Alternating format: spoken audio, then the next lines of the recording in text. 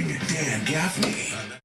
Details, call 684-3633. Refreshments will be available. The Greater Millsboro Chamber of Commerce will host a photo album workshop Saturday, April 19th from 8 a.m. to 4 p.m. You always put on a tie. Yeah, every day. I didn't dress up for you. I'm sorry, but I didn't dress up for you. I put on a tie for you. Thanks. No, we dress this way every day. We have so much going on, people coming in. Sure. I wish I could wear sweatpants. Hi, I'm Bruce Palmer with Coldwell Banker Resort Realty. Because we are If you're ready, we'll start. Satisfaction, we are constantly surveying what our clients think of their experience with Coldwell Banker Resort Realty. During the past year, you gave us the highest possible rating in every area and on every question we asked over 98% of the time. I especially enjoy reading the extraordinarily positive remarks in the comments section of our survey. If you're in the market to buy, sell, or rent real estate in coastal Sussex County, come see why our clients are our biggest fans. You can contact one of our highly respected agents in Lewis at 645-2881 or in Rehoboth Beach at 227-5000. That's 645-2881 or 227-5000. Also, for information on all things relating to coastal Delaware, including a database of all available Sussex County listings, just visit us on the web at www.cbanker.com. That's www.cbanker.com. 92.7 FM, WGMD. This is the Talk of Delmarva. 6:35, 25 before 7 o'clock. In the studio, we have co-directors of an organization called Jews on First. And I believe that means First Amendment. And we have with us Jane Hunter and Rabbi Haim Beliak. He's from Los Angeles, she's from D.C. And I'll ask you to lean right up to that microphone, Haim. Good morning, how are you? I am fine, how are you? Very well. Nice to be here. Good to be here. Now, you guys wanted to interview me as a part of Yes. So I thought we'll just do it on the radio. One of the things I'm always uncomfortable with when people want to interview me about issues in the community is, first of all, they think, many people, I'm not saying you do, but many people have the perception that talk radio hosts speak for their audience, and it's really not that way. Nor do I speak for them. They don't speak for me. My opinions are my opinions. The audience doesn't always agree, and so it's very difficult when people say, well, what does your audience think about a certain issue? It's really hard to answer. So I thought, if you wanted to come in and talk to me, that's fine. Maybe some callers could chime in, and we could learn a little bit about your organization, too. Sure. Which would be great. First of all, we enjoy very much being here, and one of the things that we feel very strongly about is that radio and the media does play a role in at least providing a public forum for people to express their ideas, especially in talk radio. Absolutely, and that's why you're here. So you wanted to interview me. I don't know what you're looking for, and maybe you can tell me a little bit about the project you're doing, and then a little bit about what you want to know from me.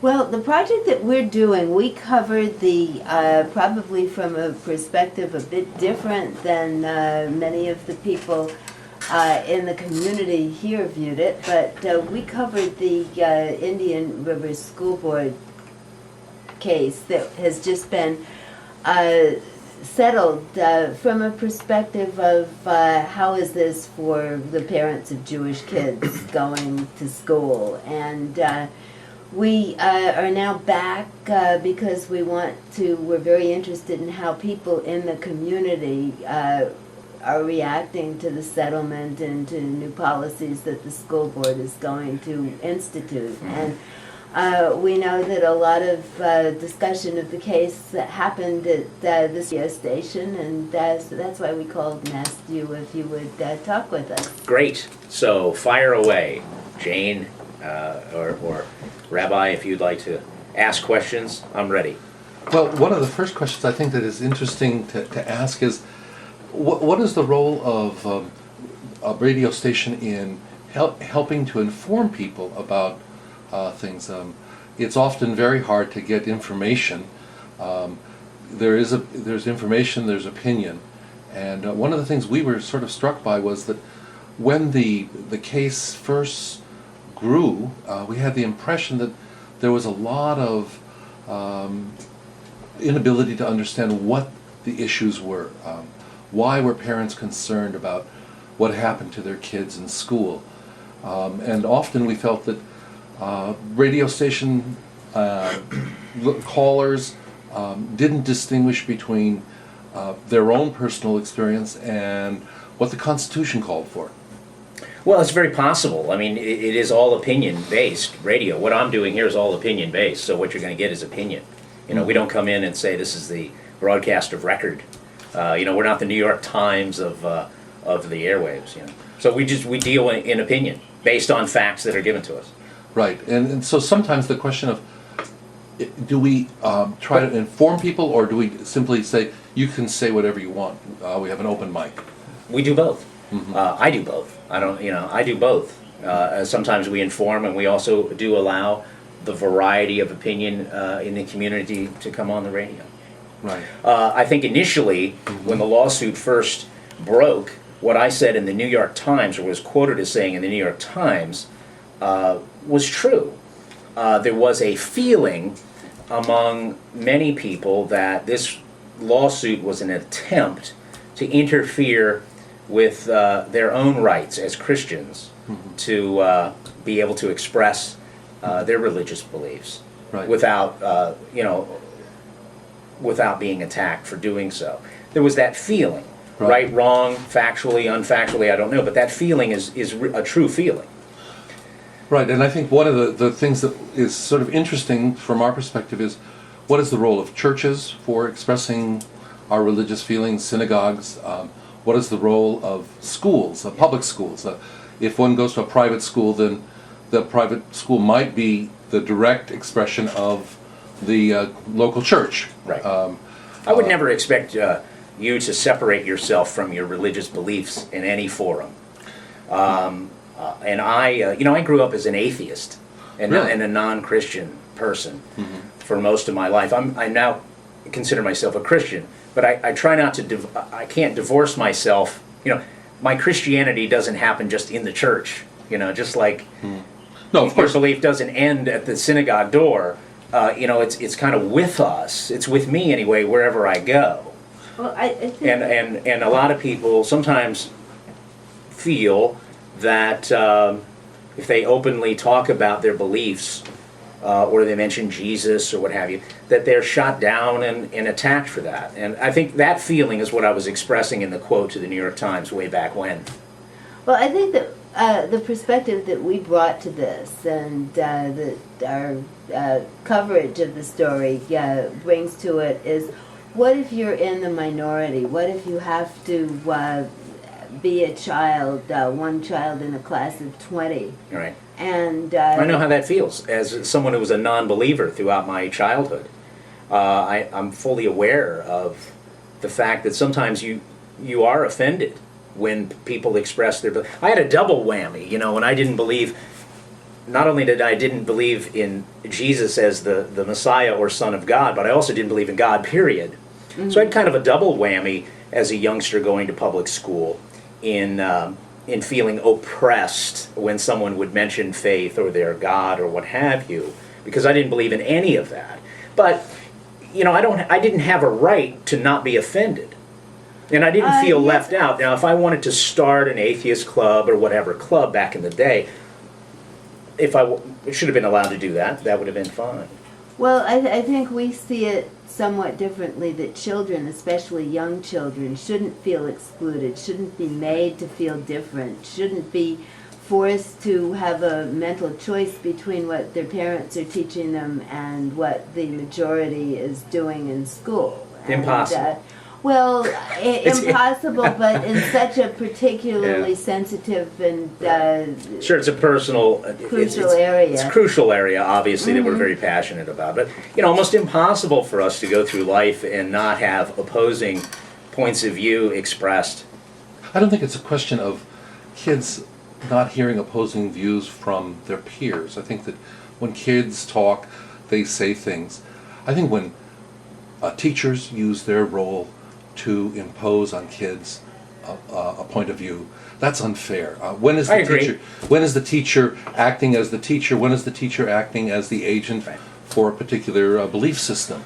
And school systems are made up of students but also a faculty that has to be sensitive to the fact of what is their role. They're dealing with young people. How does a fifth grader or a fourth grader understand when is the teacher teaching me and I need to pay attention, and when is the teacher expressing an opinion and I need to judge that? And that's hard for young kids especially. What else would you like to know? Since you're interviewing me, so you know. Well, I think one of the Here, things. let's do it on mic, Jane. Okay. That Thanks. would be good. I'm getting confused with the mic on my little. I know it's like a camcorder multimedia here. experience Yes.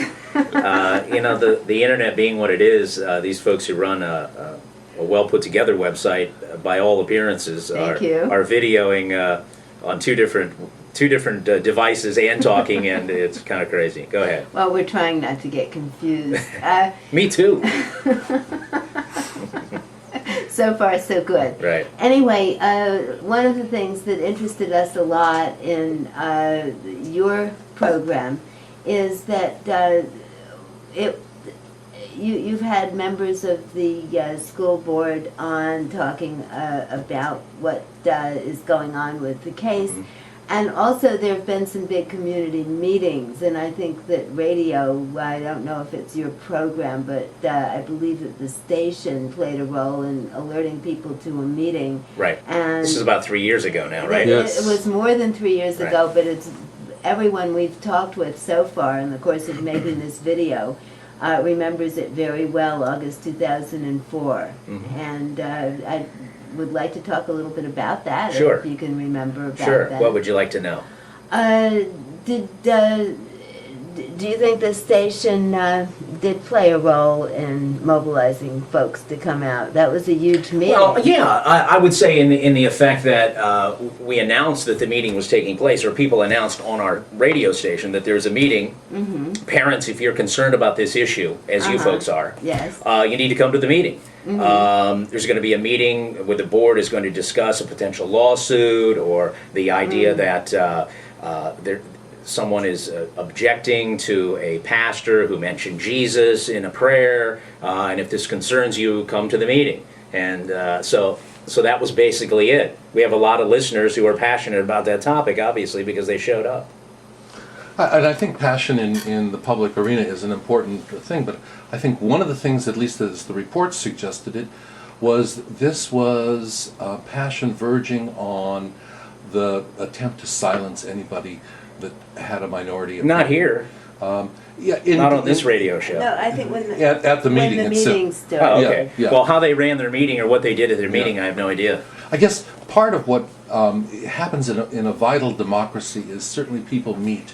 People have passions. Right. I know in some of the blogs, I'm sorry to interrupt, Yeah. but in some of the blogs and some of the crazy websites, they blamed the radio station. They blamed me for inflaming passions against the Dobrich family or the Doe family, which I think is out of line, because I don't represent that at all. I don't encourage or think it's nice at all to insult these folks or to criticize them. I think that Based on who they are, it's certainly fair game to criticize their Position. actions and positions on, Sure. on the lawsuit. A lawsuit that I think ended up to be not a very good thing for anybody. I don't think, based on their own quotes, I don't think it was that great of a thing for the Dobriches. It doesn't seem to be that great of a thing for the school district. So who really wins here? I don't. And why do we have to have a winner here? Right after this lawsuit, I know the board addressed and put in writing their policy about graduation speeches and that sort of thing, and those policies stay today. What did the I would- lawsuit get us? Yeah, I would agree with you that in general, in our society, we've come to a place where we settle things by lawsuits. But in general, I think we also want for there to be an understanding between people, a meeting of hearts and minds. Right. And unfortunately, I think there was a very strong sense that the school board perhaps was not listening to the concerns. We have separation of church and state in this country. We have policies that protect minority rights. That's what I think was Well, the achieved the here. separation we have, as you know, It's not constitutional separation. It's It's court by interpreted. tradition, it's Court by interpreted. Yeah, Court interpreted. But the courts are part of our separation. country. I understand. Yeah, courts are as much a part of our country as the voice of the people. And we try to balance the voice of the people, which is often passionate, with the measured voice of established law. And here, the idea that somehow it was made to seem as if people that said, what about separation of church and state? What about protecting our young people from teachers that don't know the boundaries between separation of church and state? How do we get that expressed? How does that happen in our society? I think, if anything, teachers will be mindful of these issues. The school board will be mindful of the issue. It's painful. I wish there was another way to solve this. In fact, I think that the whole notion of having to stand up in front of 800 people and say something different than the majority of what people thought is a tremendously courageous act. In fact, the Dobridges and the Does should be praised, because in this instance, they invited people that stood on the idea of their being Christian to really live through their Christian values. That is, not only do they get to express in public what they believe, but also they have the responsibility of being Christian in their public expression. In the studio with us are the co-directors of Jews on First. That's their website, and a website that purports to defend against the religious or the Christian right, I think is what they say. 10 minutes in front of 7 o'clock. And they're interviewing me for one of their documentaries or their films on this issue. Are there any other questions? Yes, a question. I heard a little bit of one of your programs right after the settlement was announced, and it sounds as though people who called in are still fairly annoyed, angry, unhappy with the idea that there has to be compliance in some practices with the Constitution. And is this venting, or what happens? Again, we're coming at this from a concern for minority rights and minority comfort. I don't know. Like I said, the quotes I read from the Dobridges in the newspaper, they're not happy. These folks on the radio were not happy. There was no winner here. I don't think there was a winner at all in this lawsuit, except maybe the people who are going to cash the insurance company check. And the future lawsuits against they have these riders now on their insurance policy that might open them up, the district up to financial burden in the future. I don't know if that's really a win for anyone, but that might be the opinion. Again, I don't speak for the callers. We can take some calls here and let you listen to some people.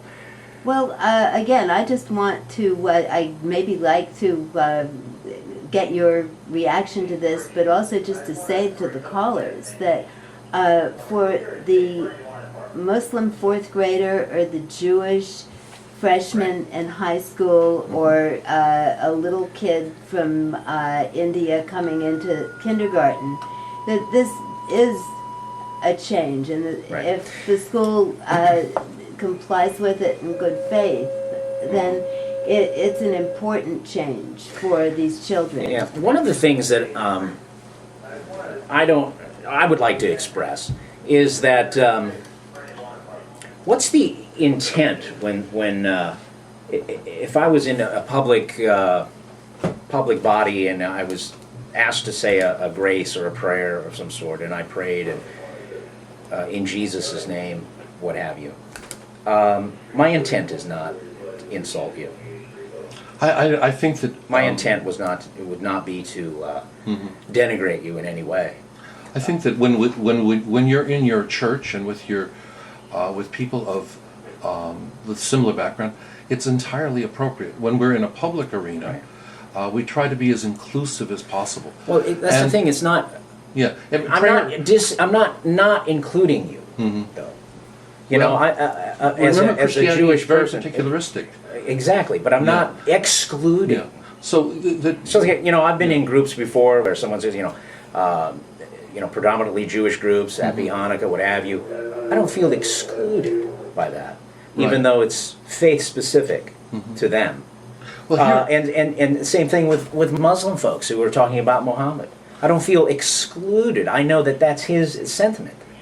It seems to be different with the Christian and the mention of Jesus. It is different. It's Oh, it different. is? Yes, it is, because Judaism and Islam, in this instance, happen to be universal. In other words, they pray to God.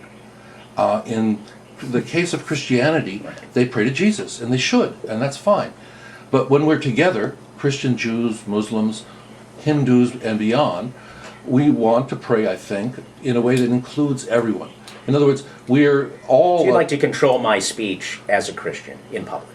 No, I don't think it's a matter of controlling your speech. I think Well, it's... would I be allowed to mention Jesus in public? I think you should mention Jesus in public. When we pray and you invite Right. me to be a part of that prayer... You'd like to control my prayer? No, I'd like you to include me in it. In other words, I think It is inclusive. inclusive in the sense that You know, you Like announce if I your said- doctrine. Well, if I said... I think that's the problem. Even if I said, look, personally, I wish you and my atheist friends and my other friends all would follow Jesus and understand the gift of salvation that he has given us.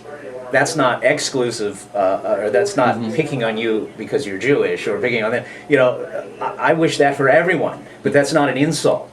No, I think, but when I'm not we trying to move- insult you. When we move to the idea that your personal wish becomes Right. But I have a right, I have a freedom to have a personal wish. Yeah, you can have a personal wish. Right, I have but that if- freedom. If you use your authority, either in the radio station or as a teacher, to say that's the only view that you can have, you're going to go Nobody to said it was hell. the only view. Well, I think that for a lot of Wait. young people, Yeah, but wait a minute. there is wait a a minute. sense Just that, my example right there. I didn't say it was you had to have that view. It was my wish. Well, And I have a certain prayer that way. In public, in a public prayer, I think by your own admission, you admit that you would like to limit my First Amendment rights. No. By prohibiting my free exercise thereof, as it Let- says in the Constitution, because you've already said that I shouldn't say Jesus in my prayer. Let me jump in. and Forget try ideology something and else. theology. Well, wait a minute. Okay. Forgetting the theology for just a second, on a purely free speech issue, you're telling some people they can't utter a name. I think this is too theoretical. Am I right? No. I'm not right? I don't think that this is... You can't, the pastor at the thing, you're telling him he couldn't say the name Jesus? What we're talking about is something completely different. I know, but I'm asking you specifically. No, because... in public, the that- rabbi here asked, was giving a specific example about me in public.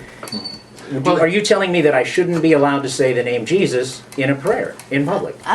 Yes or no? That's not the question. The question is should the government body, which includes the school, Right. should it have the ability to use its power on a continuing basis to establish No, and I don't think it Christian should. religion? I don't think it should, but that's underlying where this that- goes when there's a I tiny know. minority Right. and a large majority. But that underlying that is the freedom of speech of those people who are speaking these issues. Well, when that freedom is repeatedly exercised, the way especially children of religious minorities react is they begin to believe that this is exactly the other thing that clause says, which is that the government shall not Right? establish a particular religion. Or prohibit the free exercise thereof. But the majority, as in its official capacity, is not an individual exercising its freedom of religion. It's carrying But if out you state rule business. that certain types of prayer mentioning certain names are off limits, that's to me limiting the free exercise thereof. And again, I just wanted to make that statement about intent, backing up several issues. I wonder the intent of people, and often I think it's misinterpreted that when someone mentions Jesus, that the intent is to harm those who don't believe. I don't see that. well, I think if I prayed constantly in, let's say, a language that you didn't understand, let's say Hebrew, It'd be great. and you I wouldn't expect anything less. were excluded from that prayer, which is what is going on here. I think that I would, in a sense, not be fulfilling my public duty. You know, because when I'm a rabbi, let's say at a graduation, I'm in a different role than when I'm a rabbi on my pulpit. Do you mention God? Of course. What about those who don't believe in God? You feel you're excluding them? Well, I mention God in such a way that I don't try to teach the doctrines. Yeah, about but do you God. think you're excluding them? I don't think I'm excluding them. All right. Same thing. If I mention Jesus, I don't think I'm excluding those who don't believe. Right. Except You're not excluding people who don't believe in God, and nobody else is. It's just not happening. Well, part of what I think is going to be decided in these issues coming up now. Remember, there's this issue of the school prayer, board prayer. Does the board act as a Christian body, or do they have indeed inclusive prayers? If all the prayers are recited in the name of Jesus, then it leaves very much the impression that a government body, the school board. What if some of the prayers are? Well, I Not think all. that's going to be something that's going to be Do you decided. think they should be allowed I think to some of mention Jesus when they pray? I think that they should include everyone. Should they be allowed to mention Jesus when an individual believes that way and that's the way they pray? Well, how would you set that up? Would you say that All right, Mondays, tell you what, Tuesdays, hard and break, Wednesdays? hard break. We'll be right back with more. Jews on First in the studio. Thank you. This is good. We're definitely enjoying it. Hi. Yeah, I think the callers want to get in on it, so we'll. I see your And button. please don't hold me responsible for these people. No. No. All right. Once known as Mr. Clean, Governor Spitzer may forever be.